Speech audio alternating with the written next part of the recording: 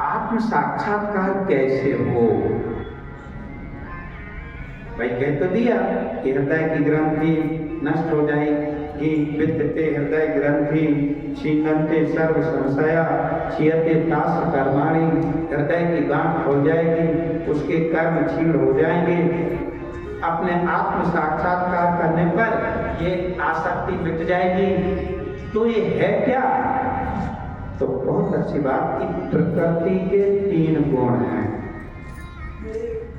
अब थोड़ा वो प्रकृति को समझाना चाह रहे और उसको अपन समझें। प्रकृति के 3 गुण हैं, सत्वम रजस्तम इति प्रकृतिर गुणस्ते युक्ता परम पुरुषा एक ये हास धनते।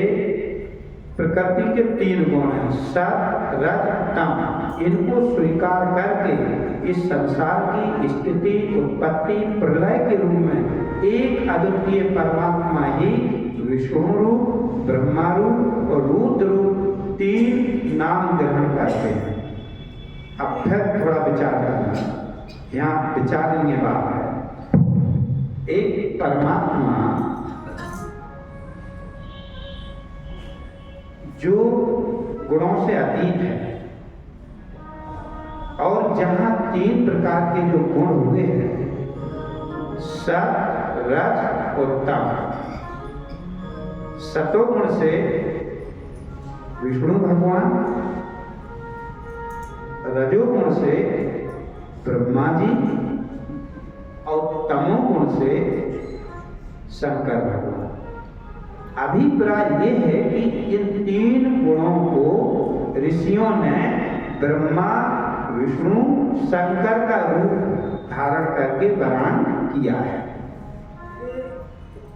ये 3 गुणों और इन्हीं 3 गुणों को स्वीकार, आपको भगवान गुणातीत है पर स्वीकार कर लिया। किससे स्वीकार कर लिया? माया उपाधि के कारण। तो भगवान तो निर्लिप्त है। जैसे पृथ्वी का विकास लकड़ी की अपेक्षा धुआं श्रेष्ठ है, उससे भी श्रेष्ठ अग्नि है, क्योंकि वेदों यज्ञ आदि के द्वारा अग्नि सब गति देने वाली है। वैसे ही तमोगुण तमोगुण से रजोगुण श्रेष्ठ है, रजोगुण से सतोगुण श्रेष्ठ है, क्योंकि वह भगवान का दर्शन कराने वाला है।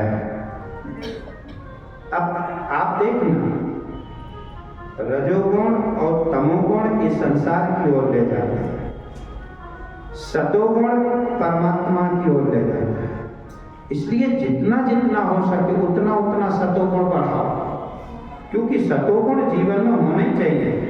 प्राचीन युग में महात्मा लोग अपने कल्याण के लिए विशुद्ध सत्यमय भगवान विष्णु की आराधना किया करते थे। अब थोड़ा विचार करना, विष्णु की आराधना का मतलब क्या होता है? सतोगुण को बढ़ावा देते थे। क्या करते थे? प्राचीन काल में जो ऋषि मुनि थे वो किसको बढ़ावा देते थे? सतोगुण को। जितना अत्यधिक आपके हृदय में सतोगुण बढ़ता जाएगा, बस यही विष्णु की भक्ति है। इसीलिए वो कह रहे हैं कि वो आराधना करते थे। उन्हीं के समान कल्याण भाजन होते हैं। जो लोग इस संसार सागर से पार जाना चाहते हैं, वे यद्यपि किसी की निंदा तो नहीं करते, ना किसी से दोष देखते, पर घोर रूप वाले तमोगुणी और रजोगुणी भैरवी आदि भूत पतियों की उपासना करके सतोगुण विष्णु भगवान उनके अंश कला स्वरूपों को ही भजन करते। अब ये क्या है रजोगुण तमोगुण? देखो इस श्रीमद् भागवत में लिखा है, मैं अपनी ओर से कुछ नहीं कह रहा। उन्होंने कहा कि सतोगुण और रजोगुण भैरवी आदि भूत पतियों की उपासना ना करके, यानी ये रजोगुण तमोगुण भैरवी है, भैरव, इनकी उपासना नहीं करना चाहिए। यानी रजोगुण और तमोगुण को अपने जीवन में नहीं अपनाना चाहिए। रजोगुण और तमोगुण को अपने हृदय में जगह नहीं देना चाहिए।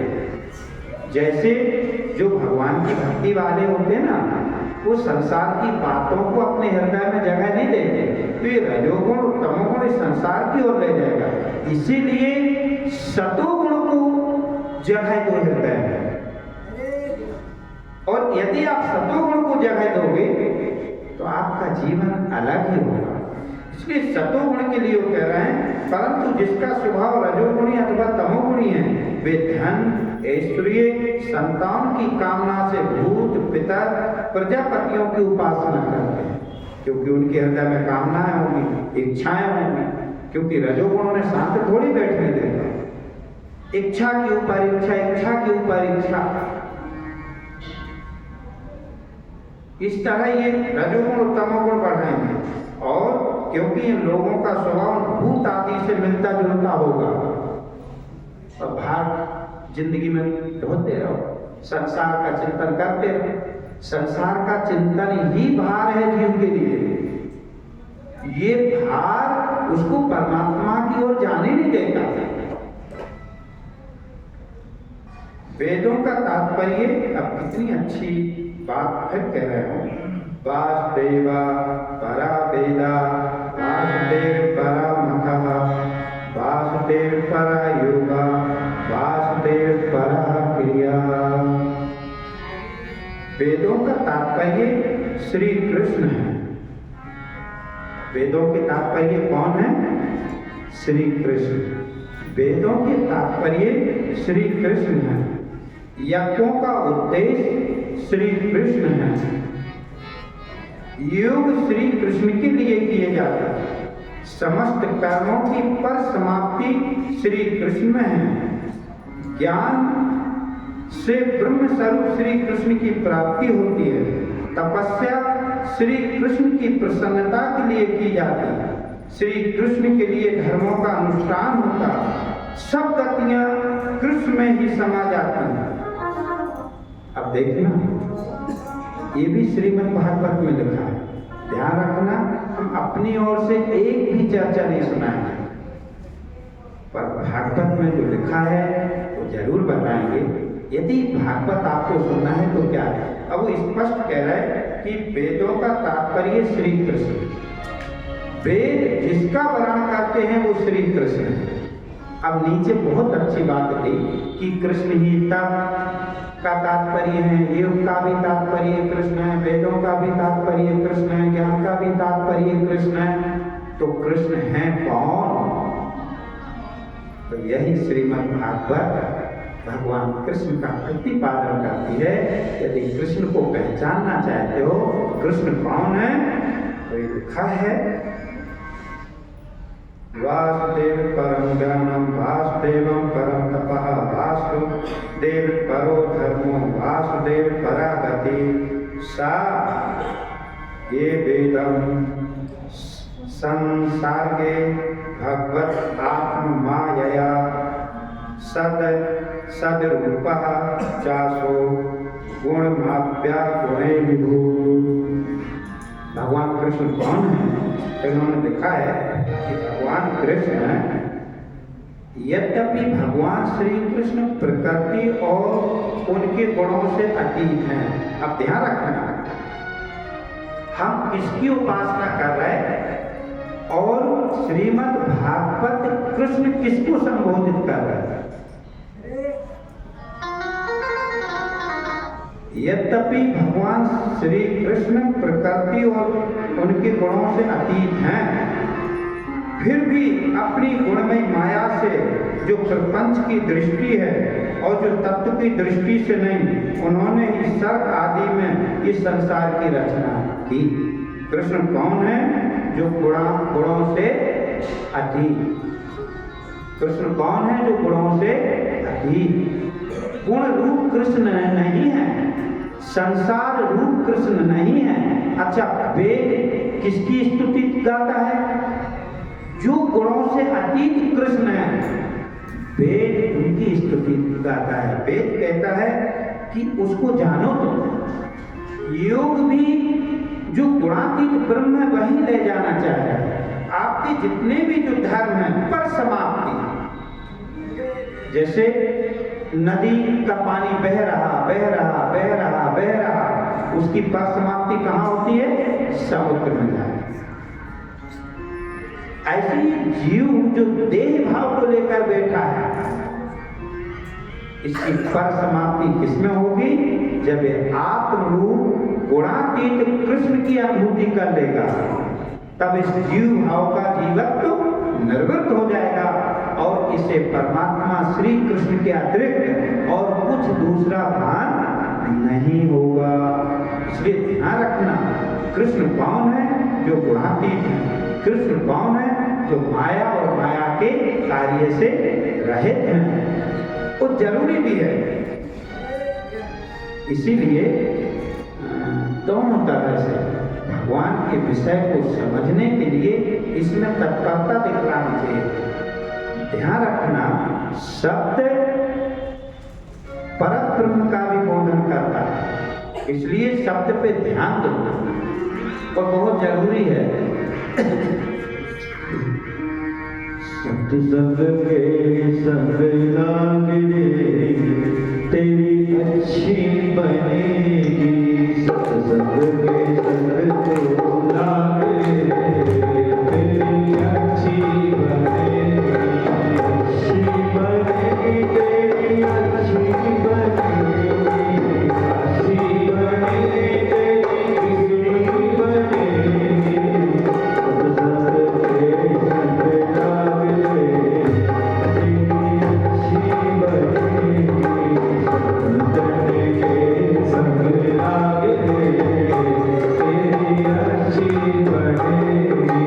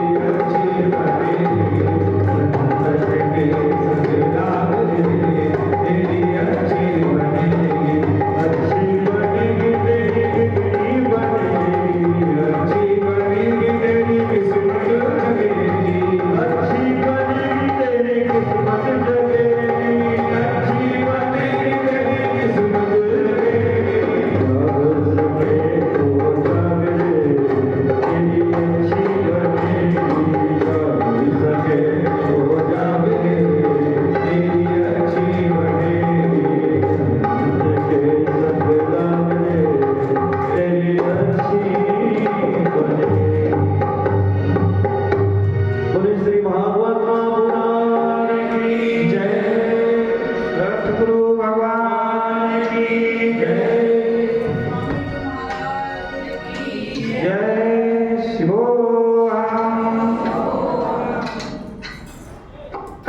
इस तरह श्री कृष्ण की व्याख्या की, जो गुणातीत है, जो माया के कार्य से अतीत है, वह श्री कृष्ण भगवान है। इसीलिए भगवान वेद व्यास जी महाराज जिस सत्यम परम धीमहि की बात कर रहे, उन्होंने माया रहित जो चेतन तत्व है उसको ही सत्य जाना और वह उसी का ही ध्यान करते हैं। आगे श्रीमद् भागवत में वर्णन आता है कि वेद व्यास जी महाराज ने पुराण बना दिए और महाभारत लिख दिया, पर उनको संतोष नहीं हो रहा था।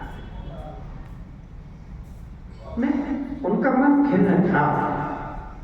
उन्हें लगता था कि हमने आखिर ऐसा छोड़ क्या दिया है जिससे मेरा मन प्रसन्न नहीं हो रहा। और वो अपने सरस्वती नदी के तट पर उनका आश्रम था, वहां पर विराजमान थे। प्रसन्नता नहीं थी, उदास मन था। और उनके मन में यही लग रहा था कि इतना सब कुछ लिखने के बाद मन प्रसन्न क्यों नहीं है। इस तरह उदास चित्त अपने आश्रम में बैठे हुए महर्षि व्यास जी ने देखा कि उनके भाई नारद जी आ रहे हैं। नारद जी वहां पर आए तो नारद जी ने व्यास जी के चेहरे को देखा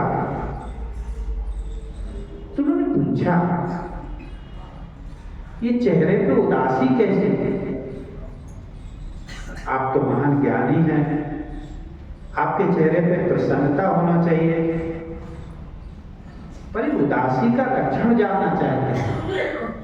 जैसे कभी आपने देखा आपके पास कोई आए, उसके चेहरे से आप उसे पहचान लो तो आप पूछने लगते हो सहज में कि भैया क्या बात है, आज चेहरा घेरा हुआ है, आज कुछ उदास दिख रहा है, तो वो बात को छिपाता है।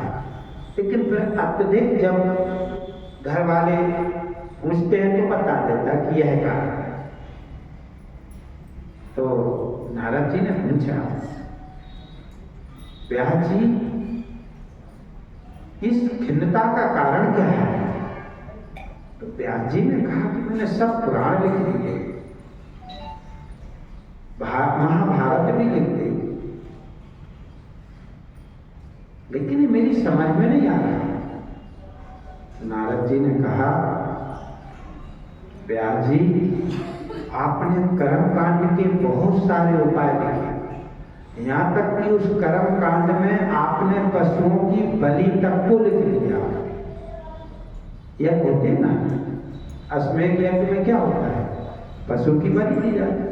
बहुत सारे अलग अलग यज्ञ जिनमें अलग अलग बलि दी जाती है। आपने कर्म में पशुओं की बलि तक लिख दी, जो निंदक है, जो हिंसा युक्त है, और हिंसा तमोगुण में आती है। संसार के लोग कामनाओं के लिए कुछ भी कर सकते हैं। अब देखो ना, जब भरत को वो बलि देने के लिए देवी के सामने खड़ा कर दिया, आप एक काम करो, भगवान की लीला का अनुवाद करो। भगवान श्री कृष्ण की लीलाओं का वर्णन कर रहे हैं। यदि आप लीलाओं का वर्णन नहीं करोगे और इन कर्मों के ग्रंथों को आपने लिख के रख दिया, तो फिर लोग कर्म में लग जाएंगे, हिंसक कर्म होने लग जाएंगे, तो भगवान के प्रति कोई समर्पण ही नहीं कर पाएगा। और नारद जी कहने लगे कि देखो, अपने पूर्व जन्म की गाथा सुनाने लगे। कि मैं पूर्व जन्म में एक दासी का पुत्र था। मेरी माँ जो ब्राह्मणी थी वो कहीं सेवा करती थी। एक बार चतुर्मास हुआ, वहां पर बहुत सारे संत आए, मेरी वहां सेवा करती थी, मैं भी वहां जाता था। हमारी बचपन से ही परमात्मा में प्रीति थी, संतों के प्रति स्नेह था। मेरी माँ वहां सेवा करती थी, मैं संतों के बीच में रहता था, बैठता था, उनकी सेवा करता था। उनके द्वारा जो प्रसाद दिया जाता है उसको मैं पान करता था। कोई कोई कहते वो जूठी पत्रों में, लेकिन ऐसा नहीं। संत कभी भी अपना जूठा आपको प्रसाद देगा ही नहीं। प्रसाद का मतलब होता है पहले निकाल के किसी थाली में रख दें और उसको दे दें। और देखा जाए यदि संतों के प्रसाद में आप जाओगे तो संतों का प्रसाद ज्ञान का उपदेश देना है। जब नारद जी के 5 वर्ष के थे, हम संतों के पास बैठते थे। मैं आपको बता दूं, कभी 4थी या 3री क्लास में ये शरीफ पढ़ता था। गांव में थे तो वहां पर एक संत भगवान मित्र के घर पे थे। वहां गए। उस समय इस ब्रह्म विद्या की चाह नहीं होती। किसी पढ़ने वाले बच्चे से आप पूछोगे ना तो वो तो संतों के पास इसलिए जाएगा कि महाराज कोई ऐसा मंत्र दे दो कि हमारी बुद्धि और हमारा पढ़ने में मन लगे और हम आगे बढ़े, हम पास हो जाए, हमारा ऐसा हो जाए, कोई उपाय ऐसा बता दो। इसीलिए उनके पास बैठे थे। तो आज भी ध्यान है, वो संतों के पास उन्होंने 2-3 मंत्र दिए। एक सरस्वती का दे दिया, एक गणेश जी का दे दिया और एक वो कराग्रे वस्ते लक्ष्मी का तो ये दे दिया। पर समझाने लगे, देखो बहुत बड़ी बात होती है गुड़ की न्याय। जैसे किसी बच्चे को दवा देना है, वो दवा में कड़वापन होता है ना, तो वो बच्चा पीता नहीं। तो माँ क्या करती है कि एक उंगली में गुड़ ले लेती और उसके जिह्वा पर लगाती, उसे मीठा लगता। फिर क्या करती है वो माँ, जिस उंगली में गुड़ होता है उस उंगली को अंदर कर लेती है और जिसमें दवा होती है उसको चटा देती है। ऐसे ही संतों के पास भी यही युक्ति हो। वहां वो समझाने लगे, देखो ये शरीर जड़ है, तुम शरीर के जानने वाले चेतन हो। शरीर पंचभूतों का है, ये तुम्हें नहीं जानता, तुम इसको जानते हो। और भी उन्होंने बहुत सारी बातें बताई। तो वो बात उस समय सुनी, विस्मृत हो गई। जैसे ही यहाँ आश्रम में आए और वो बात आई तो एकदम वो संत की वाणी याद आ गई। तो ऐसे ही नारद जी भलाई वो 5 वर्ष के थे, पर संतों का प्रसाद का मतलब था कि संतों का ज्ञानामृत को श्रवण करते थे। आपने देखा हो कभी कभी 2-5 साल के बच्चे भी बड़े ध्यान से श्रवण करते हैं, सुनते हैं, तो संस्कार तो सुन तो रहे वो। तो नारद जी ने कहा कि मैं संतों का प्रसाद लेता था, मेरी संतों में बड़ी प्रीति थी, पर मेरी माँ अकेली थी, विधवा थी। उस माँ का आश्रय मैं ही था, जो कुछ था उस माँ के लिए मैं ही था। संत 4 महीने रह करके जो ज्ञान का उपदेश देना था दे करके चले गए। मेरी रुचि उन संतों की वाणी को श्रवण करके परमात्मा में हो गई। तो जब मेरी रुचि परमात्मा में भई तो माँ के कारण मैं जिस स्तर से मुझे भजन करना चाहिए नहीं कर पाता। कहीं वो माँ मुझे जाने नहीं देती थी।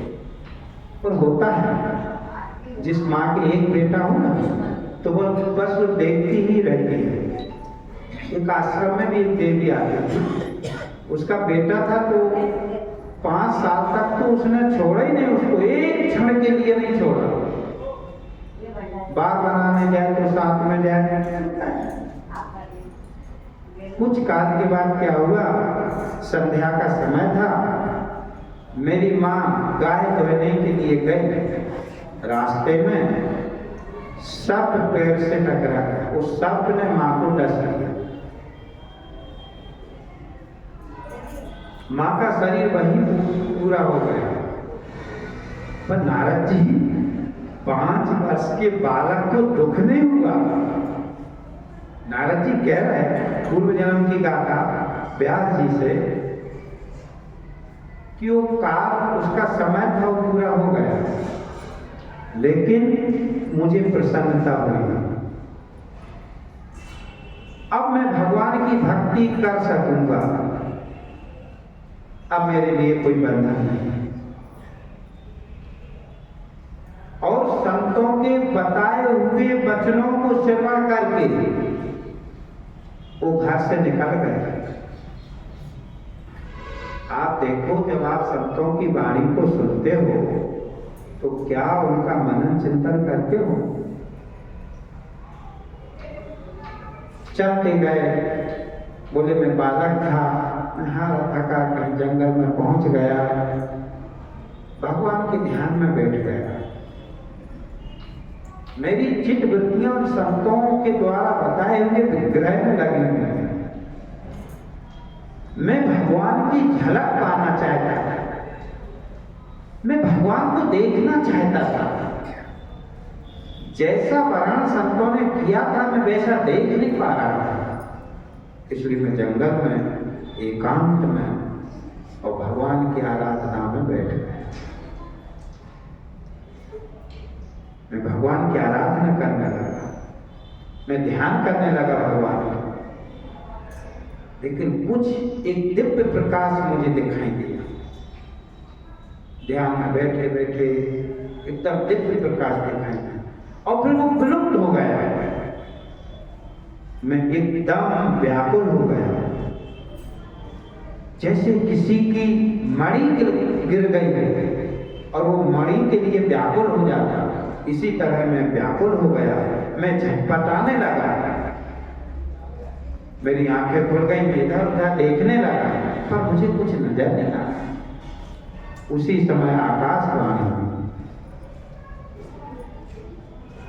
कि तुम इस जीवन में तो नहीं, आगे जब ब्रह्मा के मानस पुत्र होगे तब तुम्हें मेरा दर्शन होगा। इसलिए नारद जी कह रहे हैं कि हे व्यास जी, आप भगवान की लीलाओं का प्रतिपादन कर रहे हैं। यदि आप भगवान की लीलाओं का प्रतिपादन करेंगे तो इससे जो जगत के लोग हैं उन्हें प्रसन्नता होगी, वो भगवान की भक्ति में लगेंगे। संसारी लोग स्वभाव से ही विषयों में फंसे हुए हैं। अब इन्हें क्या फंसाना? अब इनके निकालने के लिए कुछ तो उपाय चाहिए ना। धर्म के नाम पर आपने उन्हें निंदित पशु हिंसा युक्त सकाम कर्म करने की आज्ञा दे दी, पर बहुत ही उल्टी बात हुई कि जो इसलिए आप भगवान का लीलाओं का प्रतिपादन करें, क्योंकि लीला ही भगवान की सर्वोत्तम है।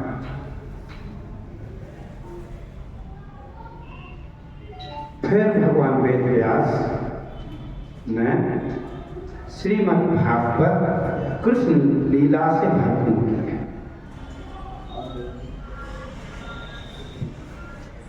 अब देखें आप, आगे प्रसंग आता है, क्योंकि पूरी कृष्ण की लीला है ना, तो शुरू में भी कृष्ण की ही बात आना चाहिए, स्वाभाविक है।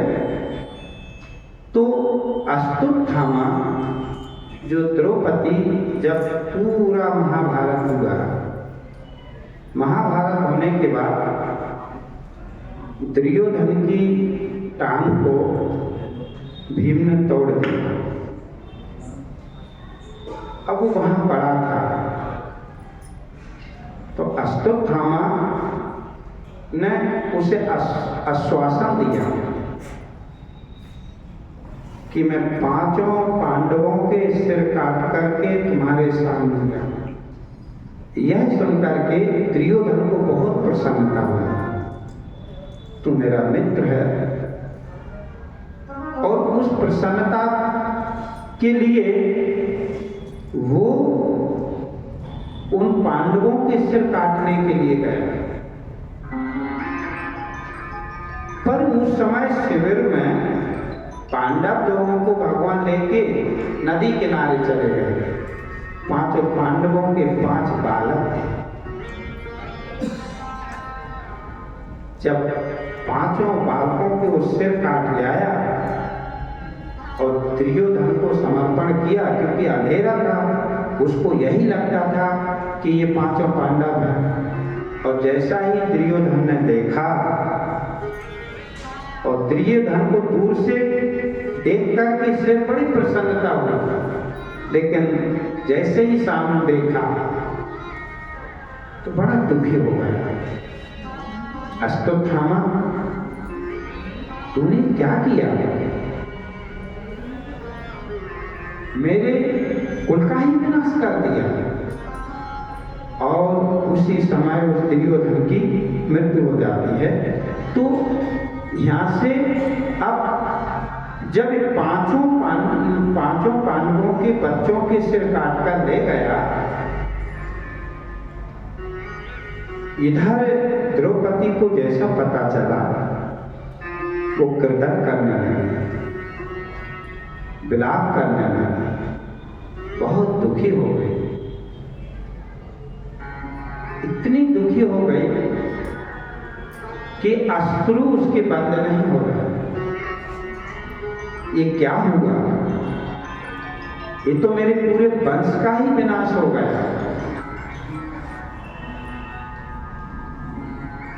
अर्जुन ने द्रौपदी को सांत्वना दी और बोले, मैं अश्वत्थामा को छोड़ूंगा नहीं।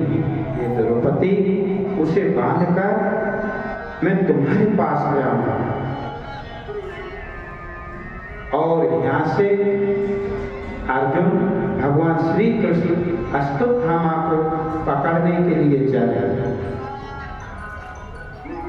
उसका पीछा किया। वो भागता गया, अर्जुन उसका पीछा करते गए। उसको भी ये पता था कि मैंने एक बहुत बड़ा अपराध किया, क्योंकि बच्चों का मारना, किसी के घर में आग लगा देना तो बहुत बड़े अपराधों में गिना जाता है। इन्हें मारने से कोई हानि नहीं होती।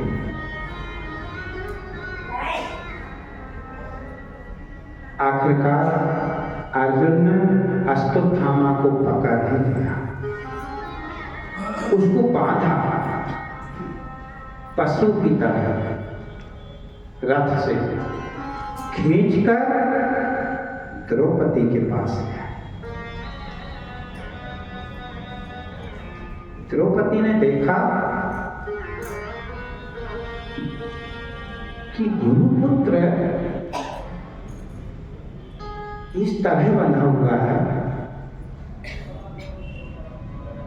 और वो फिर कीर्तन करने लगे, इनको छोड़ दो,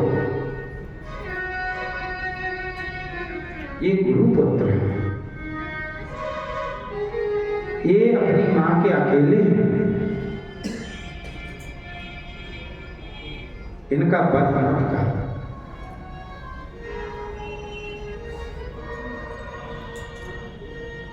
जैसे मैं अपने बच्चों के लिए विलाप कर रही हूं, इसी तरह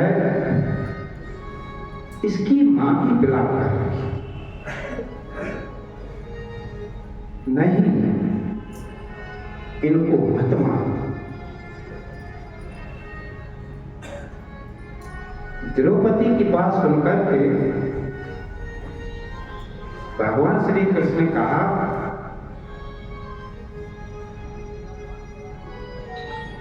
कि हे अर्जुन, ये आत्ताई है, इसने निरपराध बच्चों को मारा है, इसे मत छोड़ो।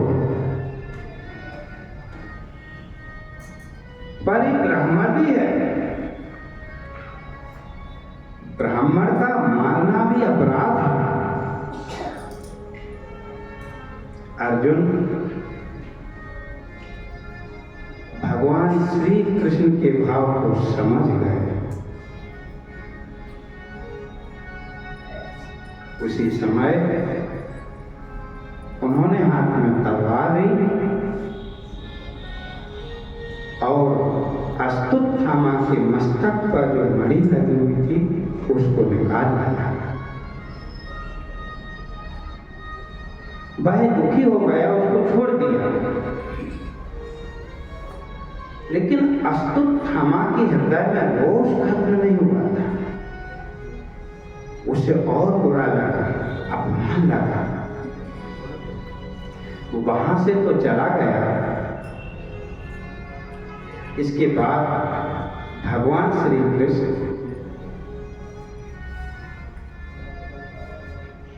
द्वारका जाने के लिए तैयार था। तो सभी ने उनको घेर लिया, क्योंकि पूरे युद्ध में यदि कोई पांडवों का रक्षक था तो भगवान श्री कृष्ण, और सिर्फ उन्हीं के रक्षक नहीं है, भगवान तो प्राणी मात्र के रक्षक है। ऐसा नहीं कि उन्होंने पांडवों की ही रक्षा की हो, तो आपकी भी रक्षा करते हैं, सभी की रक्षा करते हैं। कुंती, द्रौपदी सभी आगे आ गए। अभी रुक जाओ, मत जाओ, मत जाओ। लेकिन इतने में ही क्या देखते हैं कि उत्तरा जो अभिमन्यु की पत्नी,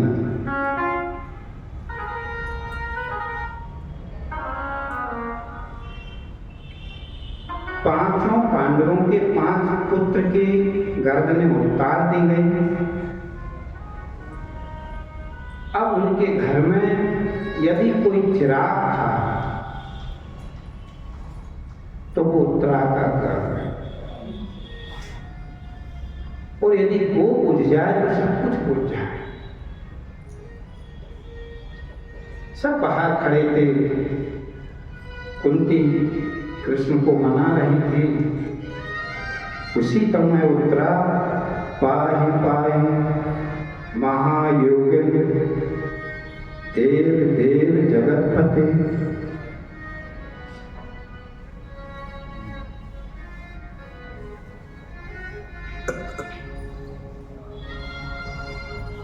उत्तरा ने कहा, देव देव, हे जगदीश्वर, जगत के स्वामी, महायोगी, क्योंकि भगवान श्री कृष्ण महायोगी, योगेश्वर। व्यास जी कह रहे हैं कि जहां गांडीवधारी अर्जुन है और जहां भगवान योगेश्वर है, विजय भी वहीं पर होगी। महायोगी नान्यम त्वाद भयं पश्ये यत्र मृत्यु परिस्थम। आप मेरी रक्षा कीजिए, रक्षा कीजिए।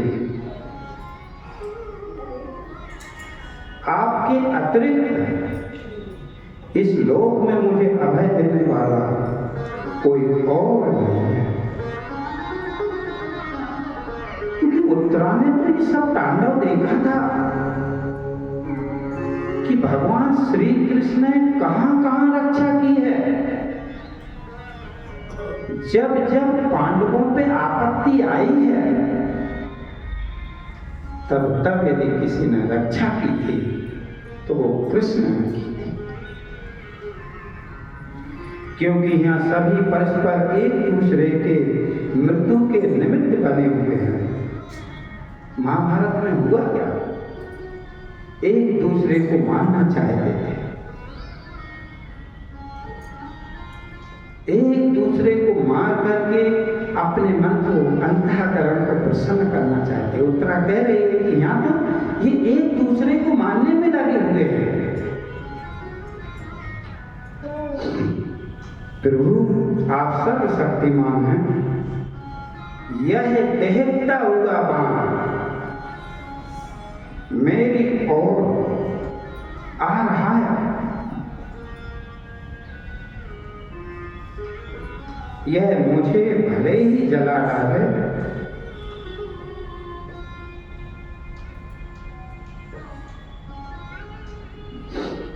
परंतु मेरे गर्भ को कुछ ना हो।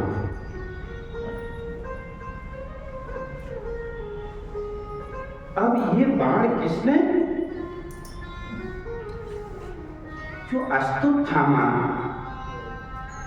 जब गया तो उसकी नजर अपमानित होकर के इस बच्चे पर थी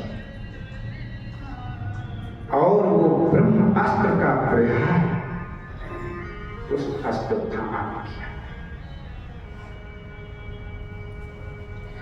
सूत जी कहते हैं भक्त वत्सल भगवान श्री कृष्ण उनकी बात सुनते ही जान गए अश्वत्थामा ने पांडवों के वंश को निर्जीव करने के लिए ब्रह्म शास्त्र का प्रयोग किया है।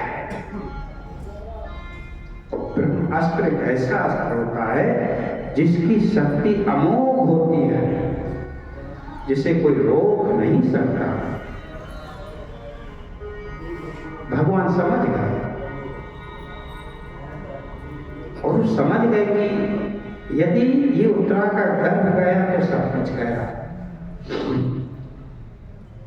सर्वशक्तिमान भगवान श्री कृष्ण अपने अनंत प्रेमी शरणागत भक्तों पर बहुत बड़ी विपत्ति आई जानकर निज अस्त्र सुदर्शन चक्र उन निज जनों की रक्षा की।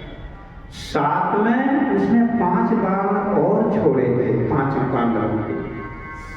भगवान ने अपने सुदर्शन चक्र से उन 5 पांडवों की रक्षा की।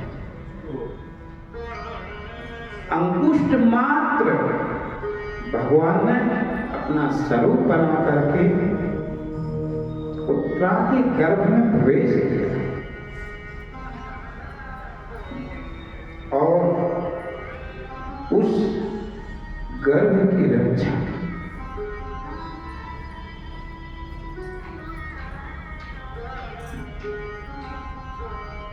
उस समय कुंती प्रार्थना करने लगी।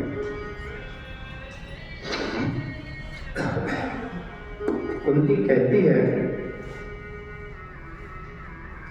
नवस्ते पुरुषम महीश्वरम प्रकृति परमम। आप समस्त जीवों के बाहर भीतर एक रस स्थित है। हे प्रभु आप ऐसे नहीं हैं, आप वासुदेव नंदन नहीं हैं, आप तो सर्वव्यापक एक रस ब्रह्म हो प्रभु।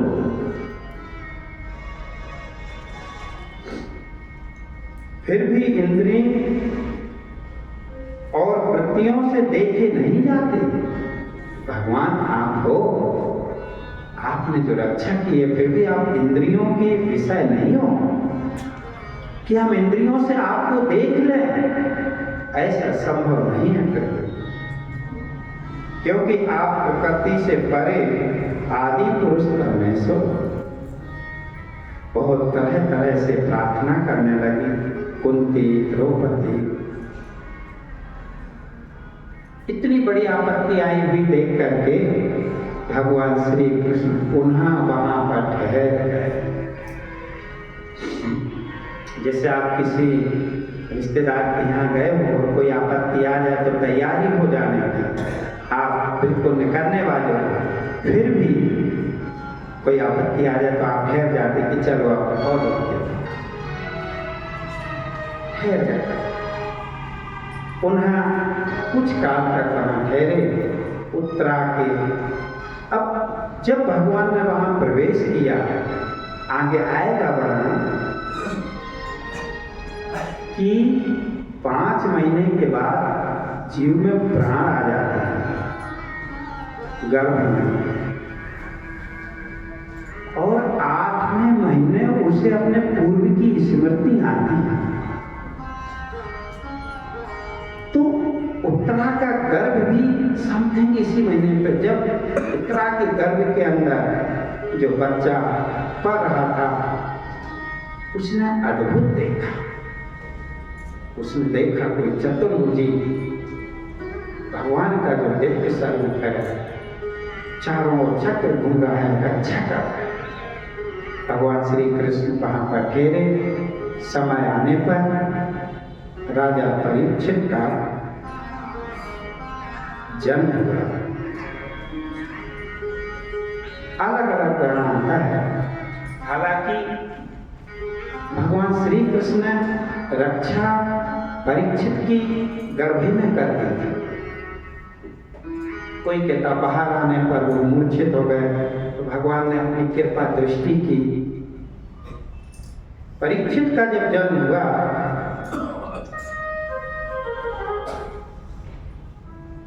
तो ब्राह्मण लोग आए, और जिस तरह उन्होंने परीक्षित का वर्णन किया है, मुख्य सबसे पहले ब्राह्मणों ने एक बात कही कि हे राजन युधिष्ठिर से, जो तुम्हारा पोता है ये संतों का और ब्राह्मणों का परम भक्त होगा। ये बहुत ताकतवर होगा। ये अपने अर्जुन की तरह वीर होगा। ब्राह्मणों ने जितनी थी सब कहने लगे, बताया उनके, पर लास्ट में एक बात उन्होंने और बताया कि यह बाद में ऋषि के श्राप से इसको तक्षक डसेगा, और ये परम ज्ञान को प्राप्त करके जन्म और मृत्यु के बंधन से मुक्त हो जाएगा। इसके भगवान वहां पर थे ही, और इधर युधिष्ठिर को बड़ा असंतोष था, प्रसन्नता नहीं थी कि हमने अपने सामने ही सबको मरते हुए देखा, परिवार, रिश्तेदार, सभी। इधर सैया पर भीष्म पितामह पड़े थे, उन्हें इच्छा मृत्यु का वरदान था, और वो उत्तरायण सूर्य की इच्छा कर रहे थे कि जब उत्तरायण सूर्य हो, प्रतीक्षा कर रहे थे, तब मैं प्राण हो जाए। पर मन ही मन वो कृष्ण का ध्यान भी कर रहे थे, क्योंकि कृष्ण का चरित्र पूरा उन्होंने देखा था। पूरे युद्ध काल में उन्होंने देखा कि कैसे इन्होंने पांडवों की रक्षा की, जो खुद भीष्म पितामह चाहते थे कि पांडव भी राजा होने आए संगत का। भगवान श्री कृष्ण को भी उनकी याद आई, युधिष्ठिर को साथ में किया, बोले चलो अपन ऐसी जगह चलें कि इस पृथ्वी का सूर्य अस्त होने वाला है, ऐसा पुरुष इस धरातल पर मिलना दुर्लभ है। आओ, प्रतीक्षा कर रहा है। युधिष्ठिर को साथ में लिया और भीष्म पितामह के पास पहुंचे। और भीष्म पितामह उनकी प्रतीक्षा भी कर रहे थे। देखा, नेत्र खोले, जितने संशय युधिष्ठिर को थे वो सब पितामह भीष्म से उन्होंने प्रश्न किए और उन्होंने उत्तर दिए। शांति पर्व आप देखें महाभारत का, तो उसमें सब है। युधिष्ठिर ने बहुत प्रश्न किए, हर विषय को लेकर प्रश्न किए और भीष्म पितामह ने हर विषय का उत्तर दिया। फिर भीष्म पितामह भगवान को अपने सामने देखते हुए और कुछ लीलाएं याद करने लगे। कैसे ये छिप करके द्रौपदी को मेरे पास ले आए थे। वो प्रसंग आपने सभी ने सुना होगा। इसके बाद भगवान श्री कृष्ण का ध्यान करते करते और भीष्म पितामह ने अपनी आंखें बंद कर दी। भगवान श्री कृष्ण हस्तिनापुर आए। जो जैसा था सब कुछ हुआ। फिर युधिष्ठिर आदि ने सबका जो होता है पिंडदान आदि सब किया। और इसके बाद भगवान श्री कृष्ण द्वारका के लिए चले। इधर युधिष्ठिर राज करने लगे। परीक्षित भी धीरे धीरे बढ़ने लगे, खेलने कूदने लगे। काफी दिन हो गए, कृष्ण भगवान की कोई खबर नहीं पाई। तो मन में युधिष्ठिर को लगा बहुत दिन हो गए और कृष्ण याद आ रहे, कृष्ण की कोई खबर नहीं है। उन्होंने अर्जुन को द्वारका भेजा। पर अर्जुन द्वारका गए तो काफी दिन हो गए, तो द्वारका से आए थे। पर इधर युधिष्ठिर को अब सब होने लगा।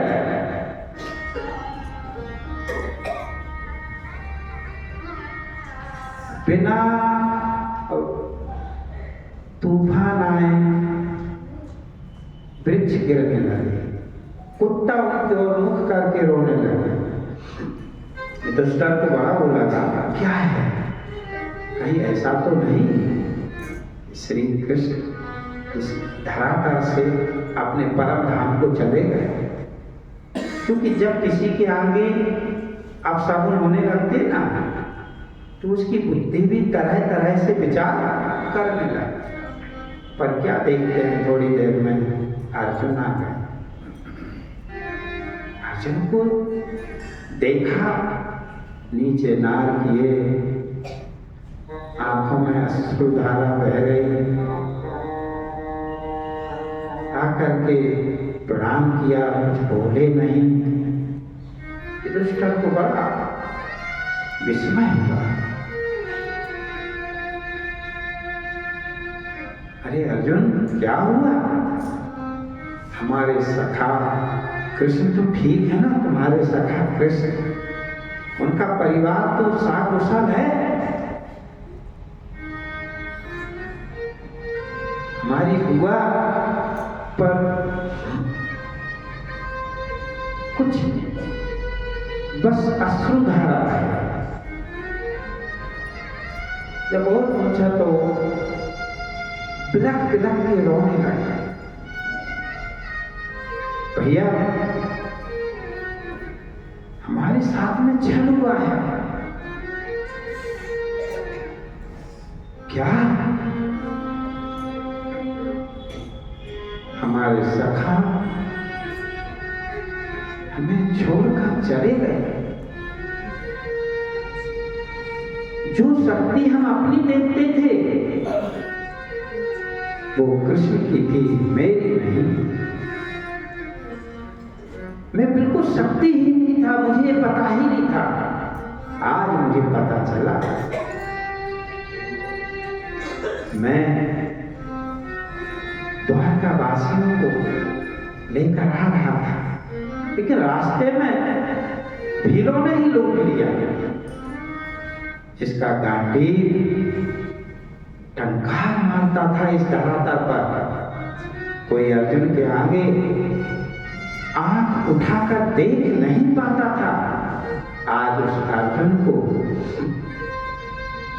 जंगल के भीलों ने परास्त कर दिया। इसलिए कहावत ना, भीलन लूटी गोखा वे अर्जुन वे बाण। जैसा ही ये सुना,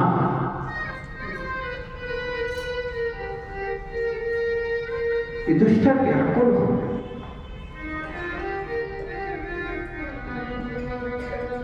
अश्रुधारा बहने लगे। क्या हुआ? जो हमने सोचा नहीं था वह मेरे साथ में हो गया। भैया सच है, चला और जैसा कुंती ने सुना, वहीं पर पछाड़ खा के गिर पड़ बेहोश हो गए।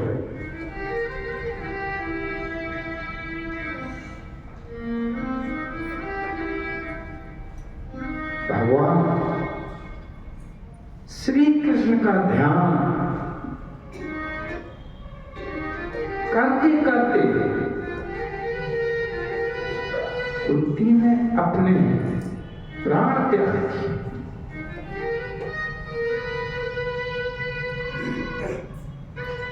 युधिष्ठिर ने देखा मां तो कृष्ण में समा गई। हमारे जो प्रिय मित्र कृष्ण थे, जो रक्षक थे, जिन्होंने हर समय हमारा साथ दिया, वो भी चले गए। अब इस पृथ्वी पर रहना उचित नहीं है। हे अर्जुन,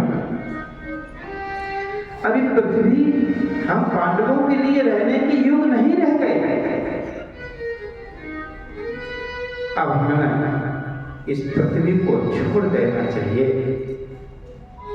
राजा परीक्षित को उन्होंने राज सिंहासन दिया, राजगद्दी दी, सौंप करके और चल पड़े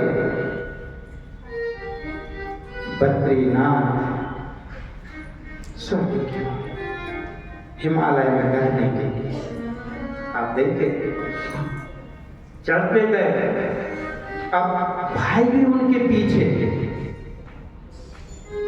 यदि बड़ा भाई गया तो भीष्म उनके पीछे लग गए, अर्जुन उनके पीछे लग गए, सहदेव उनके पीछे लग गए, नकुल उनके पीछे लग गए, द्रौपदी उनके पीछे लग गए। चलते गए, चलते गए। सबसे पहले हिमालय में जब गलने के लिए गए तो द्रौपदी गिरी, विलाप करने। जैसे ही नकुल सहदेव ने देखा, भैया द्रौपदी गिर गई है, द्रौपदी गिर गई है। युधिष्ठिर ने मुड़ के नहीं देखा। और सही बात भी है। सच्चा वैराग्यवान जो पुरुष होता है, जब हम गए वहां गलने के लिए, अब पीछे किसको देखें? सहदेव गिरे, नकुल गिरे, अर्जुन गिरे, भीम गिरे, मुड़ के नहीं आगे गए। उनके साथ में एक कुत्ता गया था। स्वर्ग से विमान आया, इसलिए कहते हैं उस जगह को स्वर्ग की सीढ़ी, बद्रीनाथ के ऊपर। इस तरह ही चले जाओ। राजा परीक्षित राज करने लगे।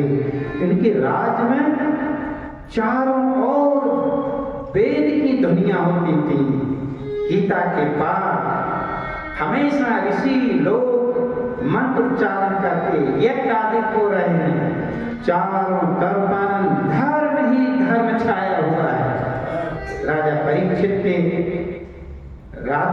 जब अभिषेक हुए राजकाल में प्रजा परम सुखी हुई, कहीं कोई दंगे नहीं, सब प्रसन्न, सबको सब स्थिति में प्रसन्नता, क्योंकि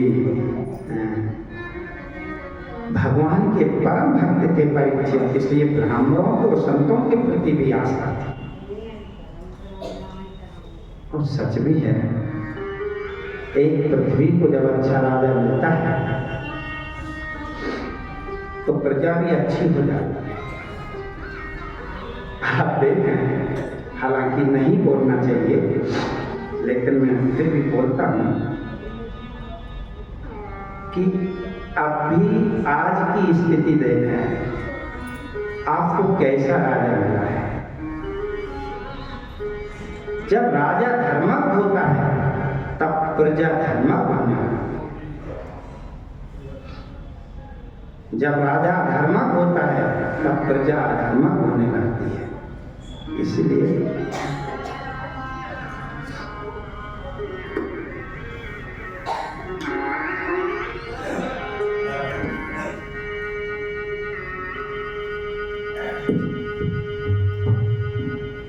बोले कृष्ण कन्हैया लाल की जय।